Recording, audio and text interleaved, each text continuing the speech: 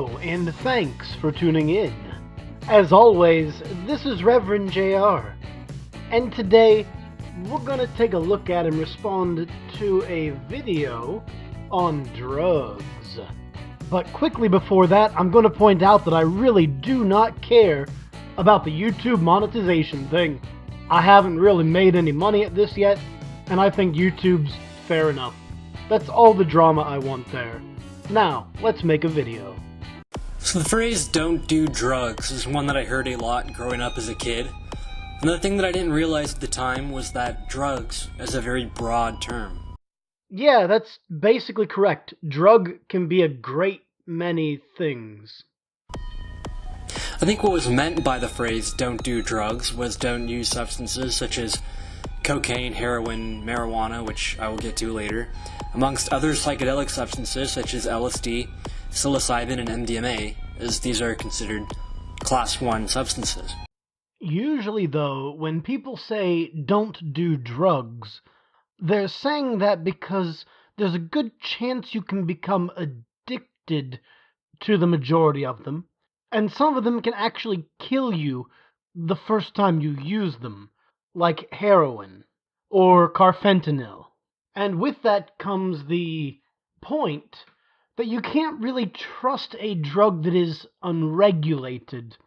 A dealer can cut into that drug anything they feel like, and you have absolutely no recourse against them if they sell you something that isn't what you thought it was. And these things do happen, even among the dealers or pushers who have the best of intentions.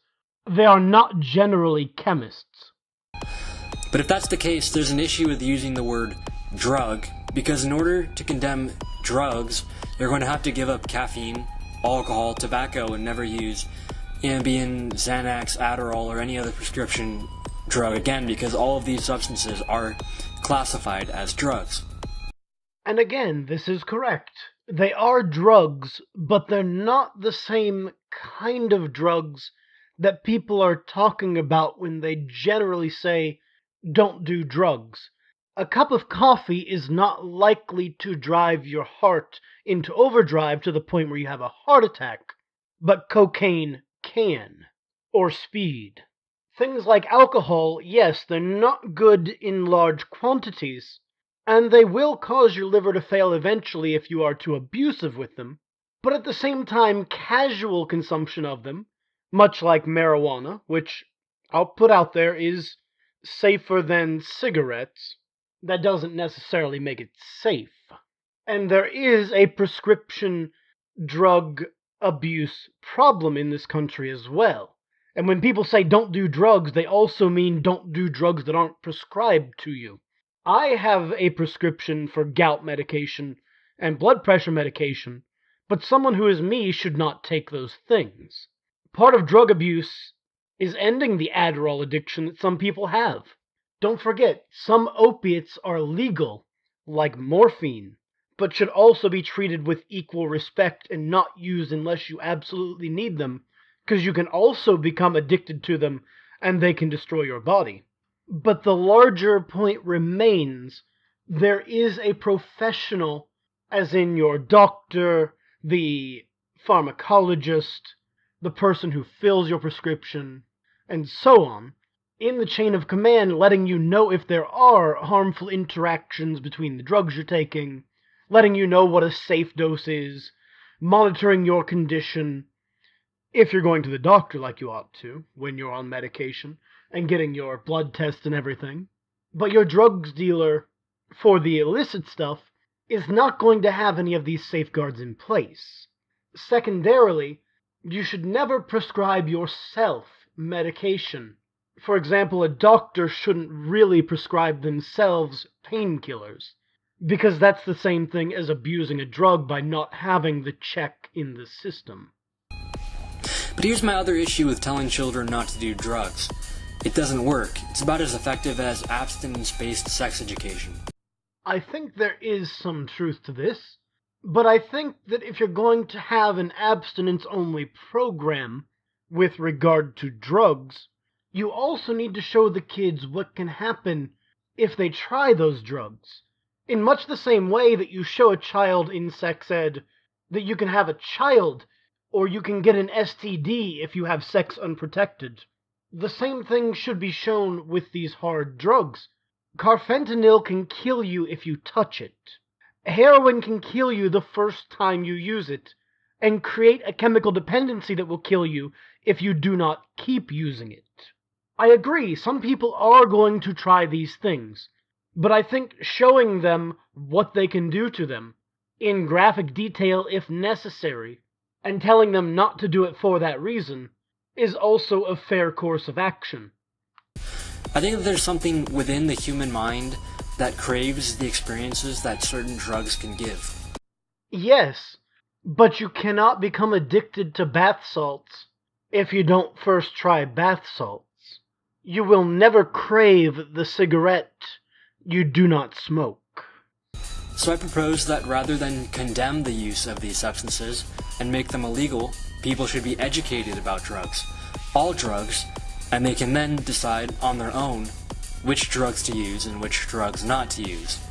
Yeah, but see, here's the thing. If you're going to have that kind of education, you almost have to have a medical professional, like a doctor, be part of it. And you have to remember, we live in a society where your actions on those drugs are the responsibility of someone else in most cases. If I am drunk and I drive out of a bar because the bartender let me get drunk, it is partially on the responsibility of the bartender that I got drunk and left the bar. Similarly, if someone gets hopped up on bath salts and then jumps off a bridge, the EMT has to dig you out of that ravine, and he should have a right not to have to be involved with that just because you wanted to try bath salts. So while I agree there are some drugs which should not be scheduled, as they are, the majority of drugs are scheduled for good reason, not the least of which is the fact that other people have to deal with the consequences of those actions. It's kind of like saying that we shouldn't have laws for drunk driving, because people should just be allowed to figure out if they can do it on their own. And they should just be educated that it's a bad idea rather than having legal ramifications against them for doing it, you see. So I must disagree with you here. The drugs that are illegal generally should be illegal. For me personally, I have a fascination with hallucinogenics and the potential that hallucinogenics have for medical purposes. See, here's the difference between medical and recreational use. Medical use is strictly controlled and is done usually with medical professionals. However, up to this point in the video, you were arguing that they should be removed from their scheduling so that they could be taken recreationally. And that's a very different thing, and one does not follow from the other. Tylenol is not a scheduled drug, but if you take it any other way than what it says on the bottle, you are committing a crime by abusing it. Scheduling a drug is not the only way to make it illegal, and at the same time, making it legal doesn't mean you're allowed to take it recreationally. There's now evidence suggesting that hallucinogenic drugs such as ketamine and psilocybin can be used to treat depression. And I've heard that there's now research suggesting that MDMA can be used to treat PTSD. And there's a lot of evidence in general that these hallucinogenic substances aren't actually as dangerous as they're made out to be. Similarly, as far as I can tell, this appears to be correct. This doesn't stop the fact that Schedule 4 and 5 drugs are often given as prescriptions for those specific things. Codeine and Vicodin are scheduled drugs, but you can still get prescriptions for them. Being illegal for recreational use, so as to stave off those addictions, doesn't stop them from being used medicinally, under the authority and advice of a doctor trained in the way they interact with the body, based upon a body of science that exists for those drugs. So to have these drugs labeled as Schedule 1 in the United States is ridiculous. And again, I'm going to disagree with you here, because there are also other prescriptions which are scheduled for the explicit fact that they are highly dependence forming and can cause people to do things that are detrimental to themselves if used in an uncontrolled manner, or can, by virtue of the toxicology of the drug, cause a person to die with a very small dose if it is not administered by a doctor or via prescription. The point of scheduling drugs is to prevent their abuse, to prevent harm that they cause people who use them incorrectly, and to prevent the harm those people cause to others or society in trying to get them illicitly. That's why we have programs to help people who are addicted to these specific substances, and we would not have those programs without the scheduling. So long as these drugs are labeled as Schedule 1, it's going to be difficult to do proper research on them, which is unfortunate because we could otherwise be helping a lot of people. That assumes that these drugs only help, and that they are universally helpful. It doesn't impair the process of testing it. It simply provides a more stringent testing that must be in place for it.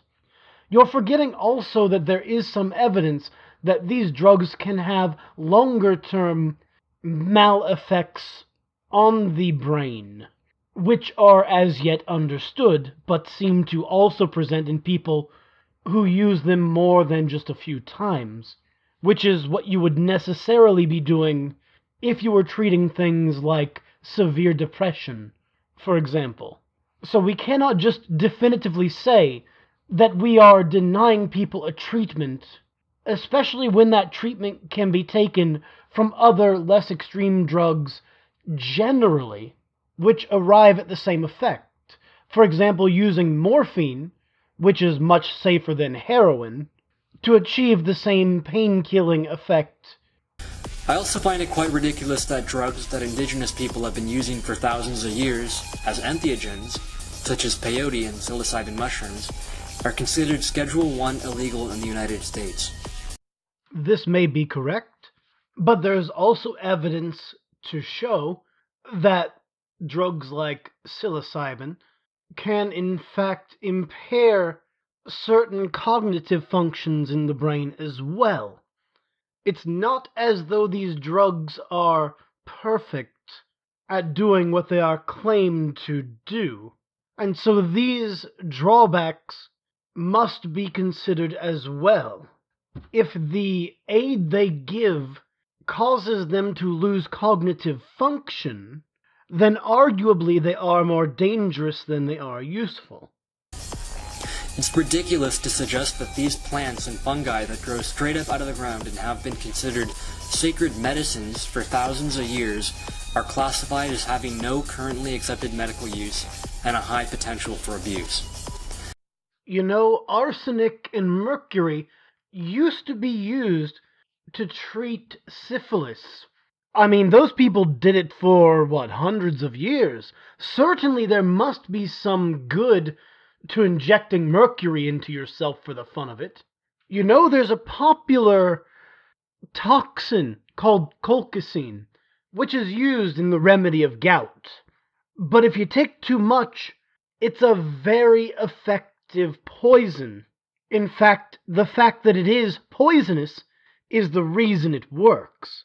There have been a lot of things used throughout history that appeared to be useful as medicine, which turned out not to be. An argument from nature is a common fallacy, but you know as well as I do that just because poison ivy grows in the ground doesn't mean it's good for you to eat or smoke. Now, I'm not encouraging drug use, I'm just saying we need to reevaluate the way we classify certain drugs and educate people about them.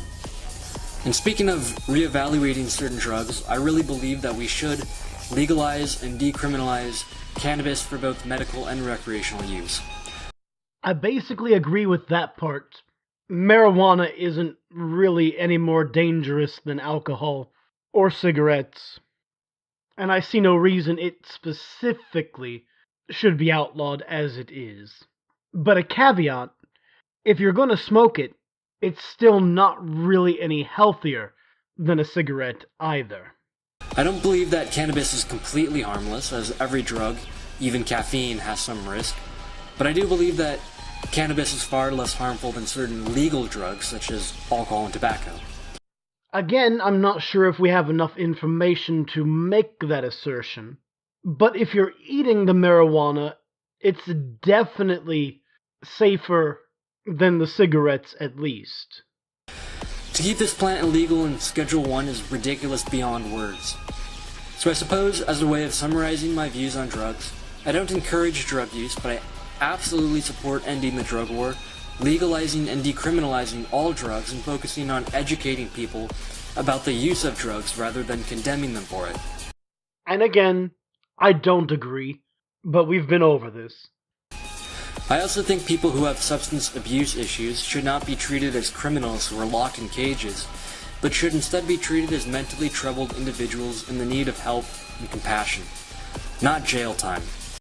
I agree that some people do indeed have a problem, and we should treat it as a problem, but I don't think there's any reason we cannot help that person rehabilitate in prison. Again, I think that takes bigger reforms, but I don't see any reason why we can't give them a place to get clean where they're not allowed to have drugs. And a prison happens to be a good place to do that. If you'll notice, Hagbard Celine's channel, he actually talks about how going to prison helped him sober up, for example. Anyway, that's the end of the video. If you enjoyed that, please do what you do. Share it around, let your friends know, get in on the discussion. That's the whole point of this platform. And as always, this has been Reverend JR, driving through the snow and signing off.